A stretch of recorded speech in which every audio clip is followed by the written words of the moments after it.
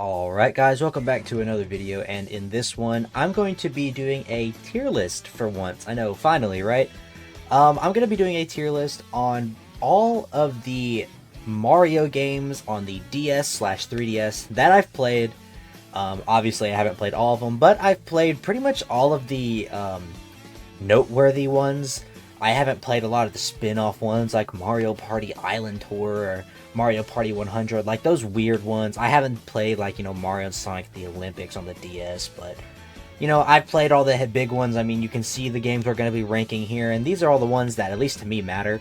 So we're going to get right into it. Starting with the DS games, we have 6 DS games, and we're just going to start with New Super Mario Bros. Now, New Super Mario Bros. Is a game that kind of started this whole...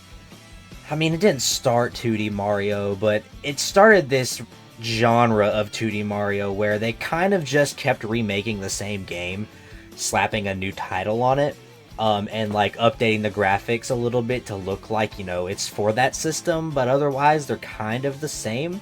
However, I gotta give New Super Mario Bros. Some credit for being like the first one. I mean, this game was really, really fun, especially as like one of the earlier DS titles. Like, this really showed what the DS could do at the time. It did the dual screen very well. It's just a very fun game overall. It's kind of a shame that it like was so successful, especially the Wii version that came after. Those games were so successful that they kind of just spiraled out of control. We kind of just kept getting the same game for 15 years. And then they finally made Mario Wonder, and Mario Wonder is a gem of a game on its own, but that's for another video. I'm planning on doing a Mario Wonder review sometime soon.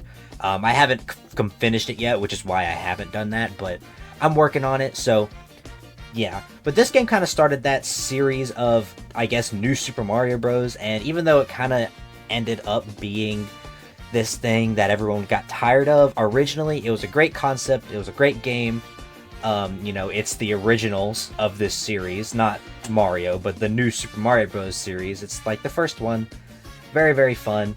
Solid A tier, not quite an S tier, and unfortunately that's just like not really going to be part of any of the DS games, mostly because they're just DS games, and they don't really hold up, most of them, to this day. Like, I'm sure I could go back and play New Super Mario Bros. Right now, and I'd still enjoy it, but I would not say it's a S tier game.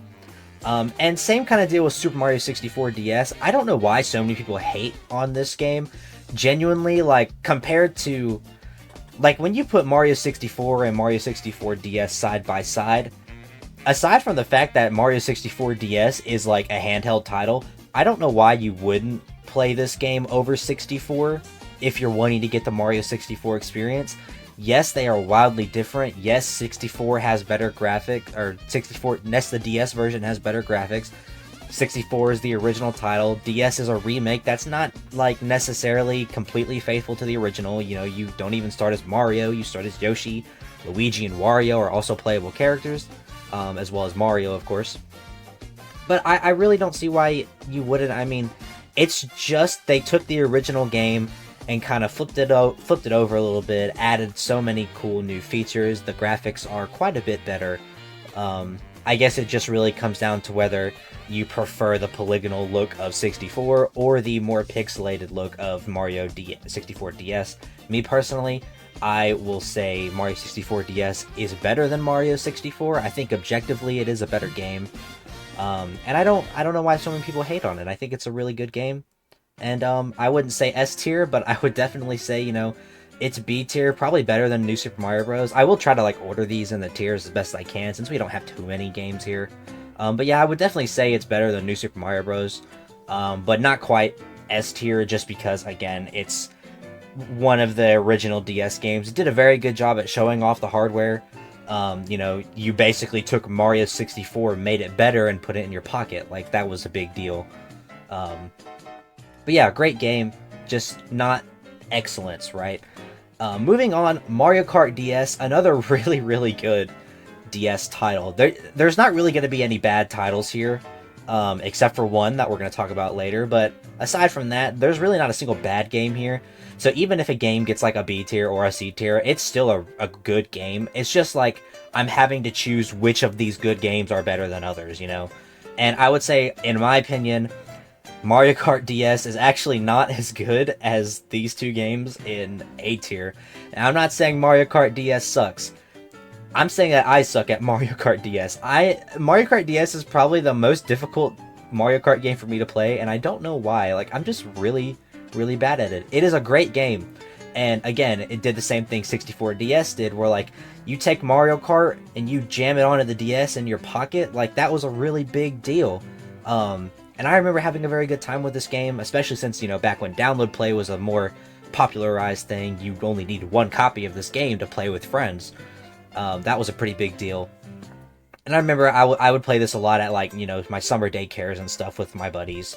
But, I mean, it's, again, a DS game. It doesn't hold up super well in terms of kart racers. And that's not necessarily the game's fault. That's just because it, you know, jam-packed a game like Mario Kart into a DS.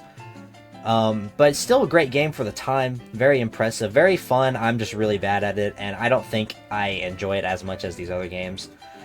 Same kind of deal with Mario Party DS here. Like, I think it's a good Mario Party. Again, taking Mario Party and packing it into a DS was pretty impressive. But I think it just kind of lacks contents. Like, there's not, I think there's only like 3 boards or 4 boards.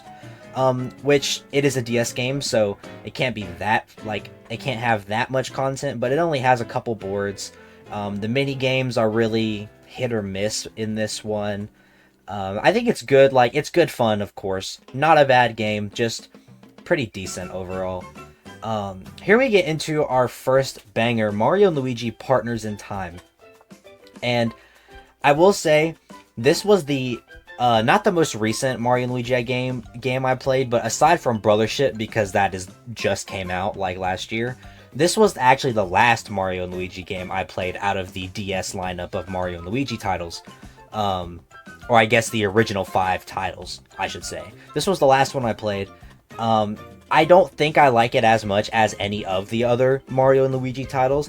However, that does not take away from the fact that it is a genuinely, like, really great game.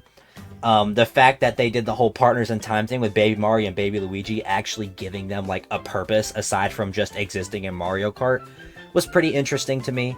And yeah, I think it's a solid A-tier game. I would actually probably put it above New Super Mario Bros., but I wouldn't really put it over 64 DS. Mostly just because, like, out of the Mario and Luigi games, this is probably my least favorite, but I still really, really enjoyed it.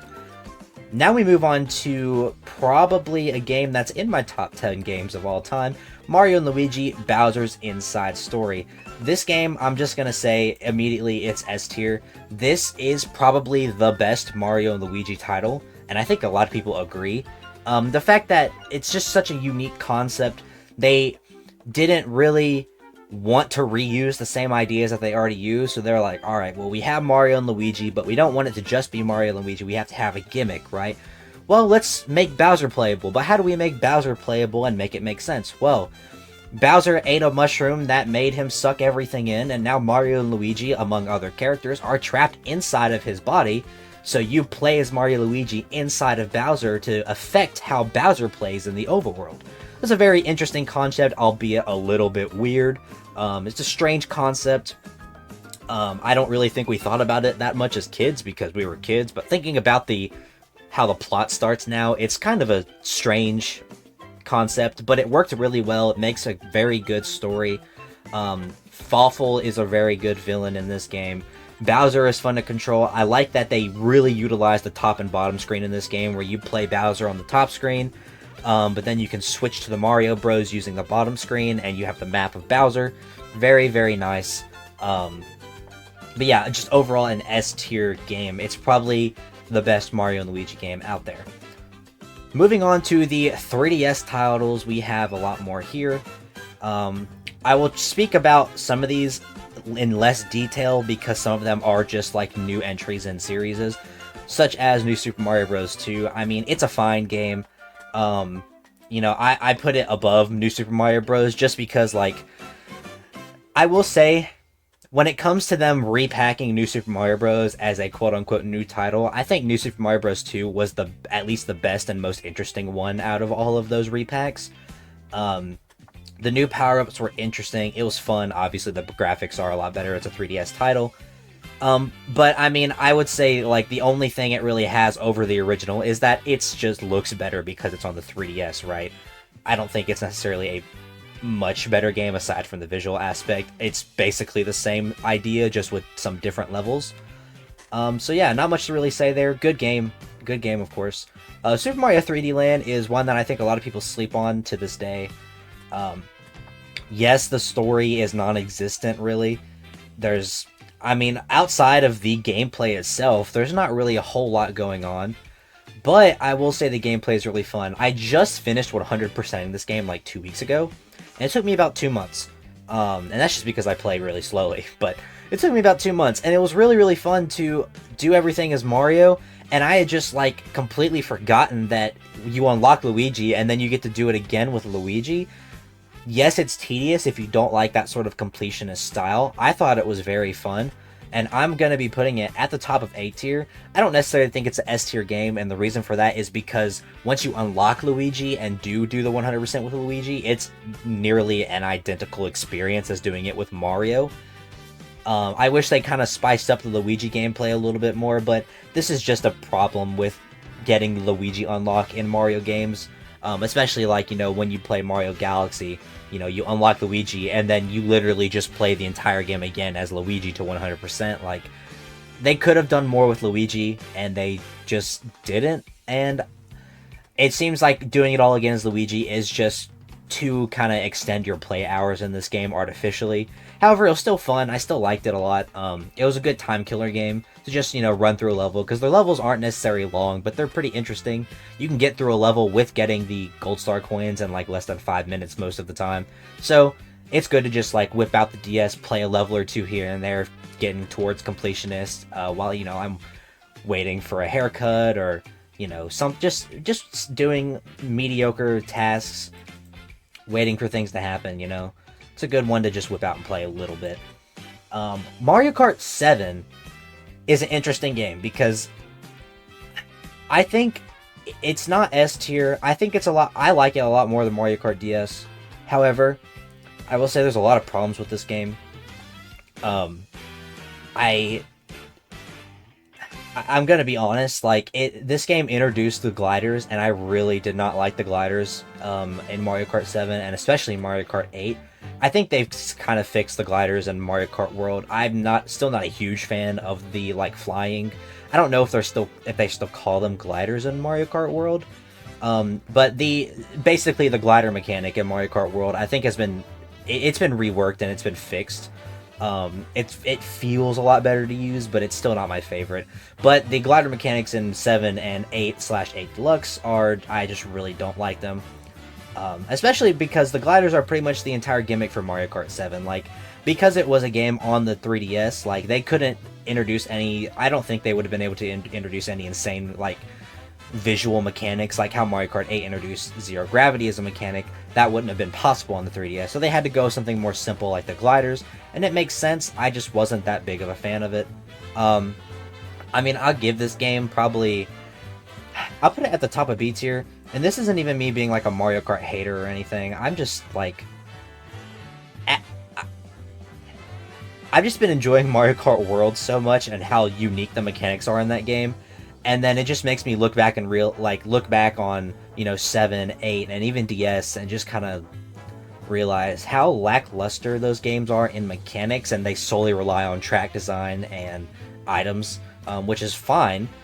But I think Mario Kart World has really mixed it up, and I can't see myself really going back and playing Mario Kart DS or Mario Kart 7 unless I'm doing it for a specific reason, like if I'm making a video, or if, like, a friend specifically asks me, like, hey, do you want to hop on Mario Kart 8 Deluxe instead of World?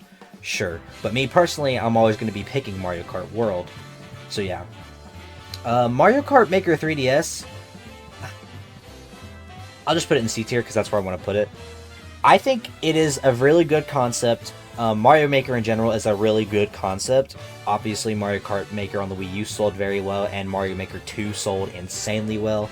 I don't know how well the 3DS one sold, but I like the idea of the 3DS one specifically because you have Mario Maker in your pocket, so you don't have to be at home on your Wii U making levels. You can make levels on your 3DS wherever you are. And again, it's like Mario 3D Land in that way, where it's a good time killer game. So you can just kind of boot it up, mess around with the mechanics, work on your level a little bit, save it, put it away. And I think games like that really make the 3DS stand out, because it's so easy to just pull out of your pocket and turn on. As to where, yes, the Switch and the Switch 2 are portable, they are a lot bigger, which means, you know, they take a little bit longer to take out, and they're a little bit more of a hassle to take around with you and, you know, keep stored, because they're pretty fragile, so you'll want a case. So it means you have a case, you're carrying a case around in your backpack, or even just in your hand. And, you know, they're just a little bit more hassle to be portable, but the DS literally, like, even the largest 3DS, the new Nintendo 3DS XL, literally fits into your pocket. So you just whip it out, open it, and boom, you're playing.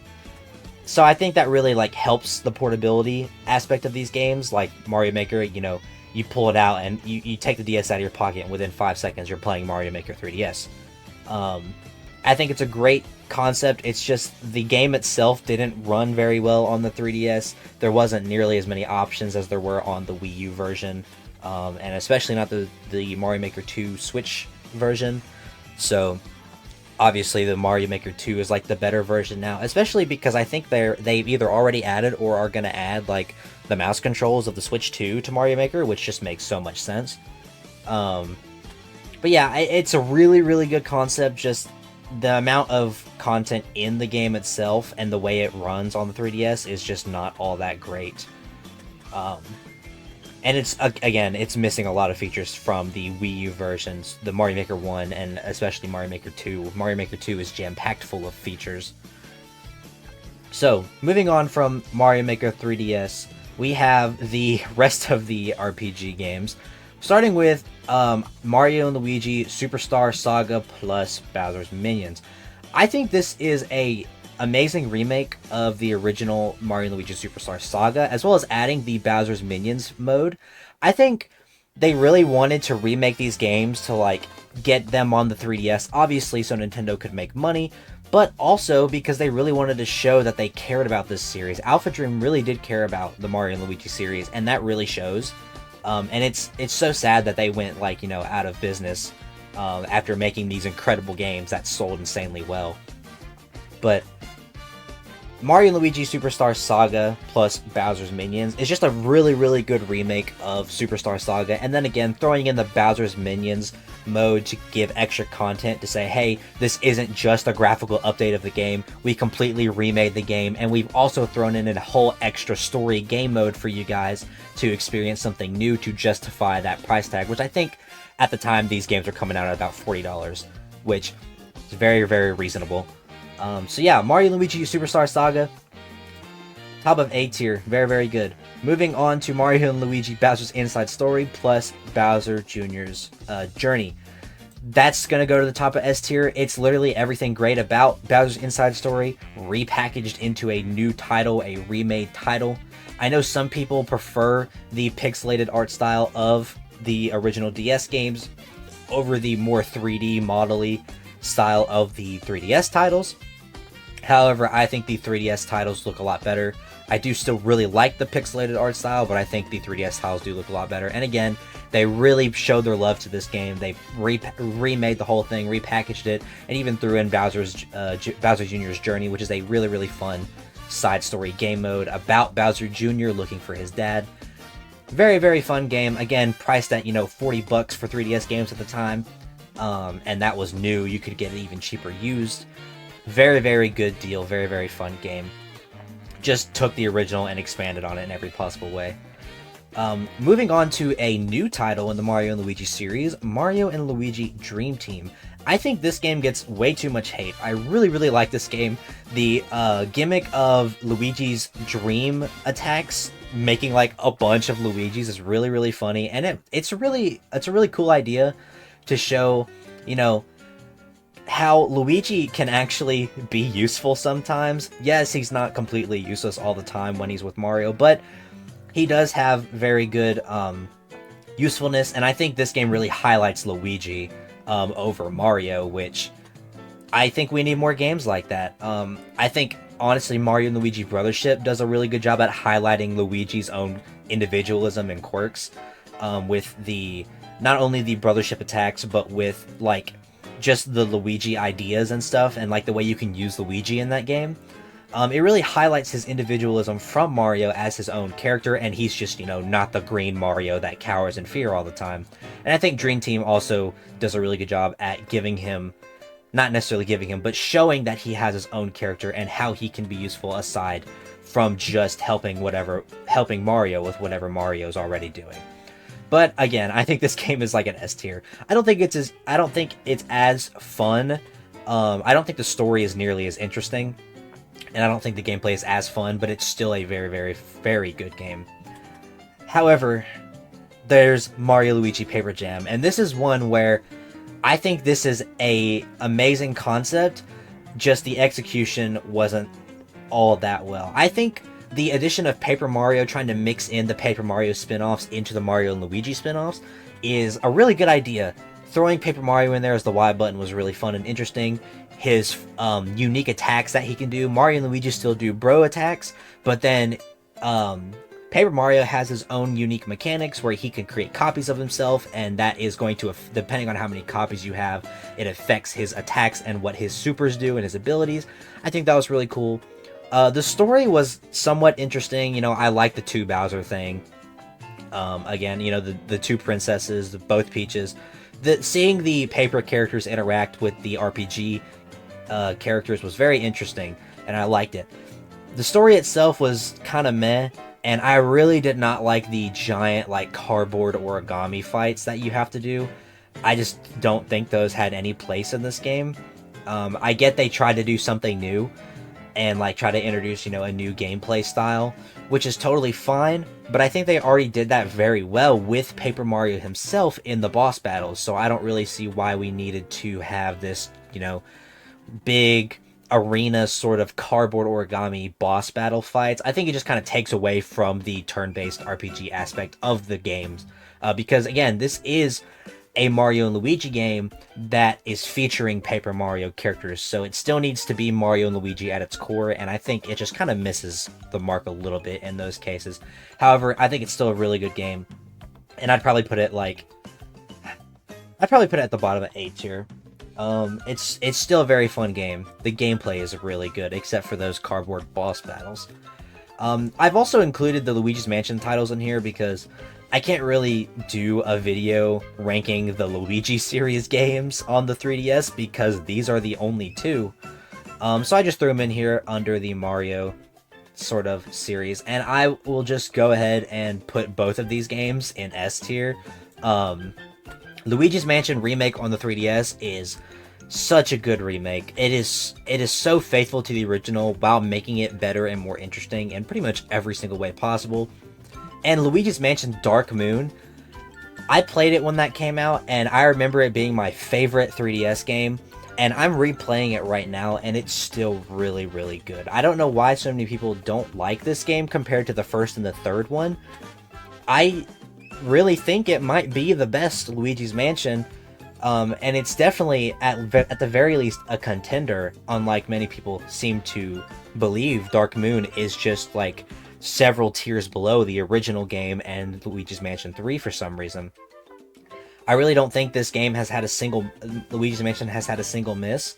And honestly, I would probably put Luigi's Mansion Dark Moon above Dream Team, but I wouldn't put Luigi's Mansion for the 3DS on above Dream Team, just because, again, this is just like a remake of a game. It is a very, very good remake port, but again, it is just a remake port. However, still very, very good. But Luigi's Mansion Dark Moon, peak. If you haven't played Luigi's Mansion Dark Moon, give it a try. It is so fun. It's so good.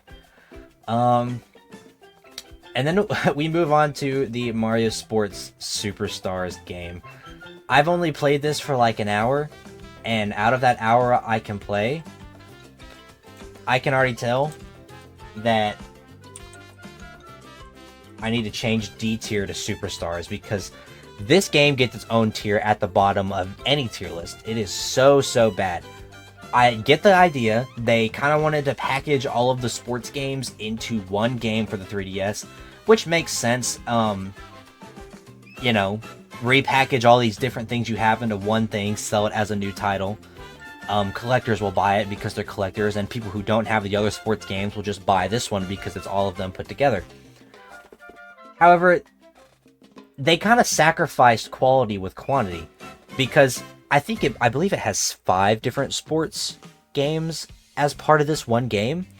And they sacrificed the quality with the quantity. The games that are in here are just significantly worse than the individual unique sports games that are on the 3DS for Mario. I don't know why it got so bad. I'm guessing they had to like downgrade everything to fit it on the cartridge, because it's like almost 5 games in one. But just something about it made it so, I don't know, it just felt like almost like a fan game. It's just really not good. And I hope they never do anything like that again with, I'm sure they won't after how horrible this game was and how many people hate it. But I really hope they don't do anything like this ever again. So yeah, Mario Sports Superstar is the worst Mario game on the probably the worst Mario game ever, in my opinion. But moving on to our final game, Mario Tennis Open. I actually played this game a lot, like probably way more than I should have when I was a kid, because for a while it was one of the only games I had. I had Mario Tennis Open, Mario Maker 3DS, and Mario 64 DS, and I had already beaten Mario 64 DS. And at the time I wasn't super into Mario Maker, so like I played a lot of Tennis Open. And while it is just a tennis game, I do think it is very, very good. I'm gonna put it at the bottom of B tier. You know, it's not anything crazy, it's a Mario Tennis game, but at the same time, it's still very, very good. So yeah, that's my Mario DS/3DS games tier list, at least the ones I have played, which this is like most of the important ones. Again, you know, I'm missing some titles like Mario Party Top 100 and Mario Party Island Tour and Mario and Sonic Olympic Games, but I don't really plan to play those. I don't think any of those kind of games are, I'm not interested in any of those kind of games, so I just kind of hit the high points here. Mostly the mainline games and the RPG games, and the kart racers. But yeah, I mean, again, don't get me wrong, aside from Superstar, there's not a single bad game here. Just because I put Bowser's Inside Story as the best game and then Mario Maker as the second worst game doesn't mean I think Mario Maker 3DS is bad. I still think Mario Maker 3DS is just is at the very minimal, at the very least, it's a decent game and it can still be very fun. But I just had to rank these in order of like which ones do I like the most, and then go down from there, and this was the order that I decided to put them in. So let me know which Mario games out of these games, or out of the ones I haven't played, but it's probably going to be one of these games. Let me know in the comments which one of these games is your favorite, or maybe even your top 3 or top 5.